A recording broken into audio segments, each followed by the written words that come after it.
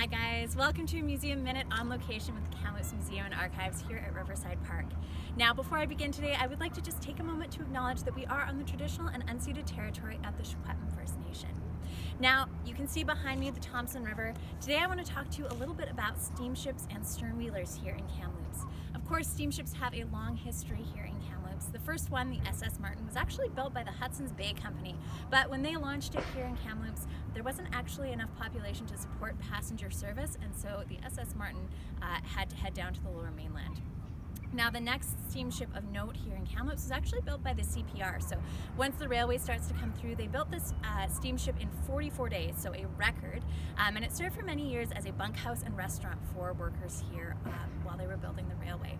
Now, the steamship that I want to talk to you today about, however, belonged to a man named William Louie. Now, William Louie was a Chinese Canadian. He was born in Shuswap and was educated and spent most of his life between Kamloops and Shuswap. He serves overseas during the First World War with the Alberta Regiment out of Calgary, and when he comes home in 1918, he gets his Master of Boats certificate, and he spends a couple years working on Adams Lake and Shuswap Lake running boats there, and in 1926 he develops a fuel business. So up in Heffley Creek, he starts bringing wood down by horse and wagon. So you can imagine this is a very labor-intensive process. And so in 1932, he actually launches the SSCR Lamb. So it was launched here in Riverside Park, just a little further down the beach here.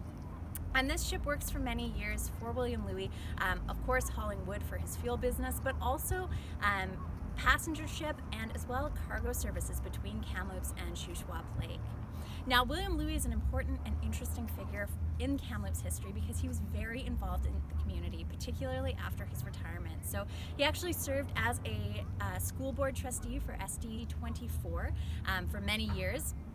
And he also served as the president of the Kamloops Garage and Services Association, as well as the chairman of Public Works and Highway Commission for the Board of Trade. So a very influential figure. He plays a very prominent role in Kamloops history, and you can really see this reflected in his obituary, which features on the front page of the Kamloops newspaper in the 1950s. Thank you so much for joining us. See you next time.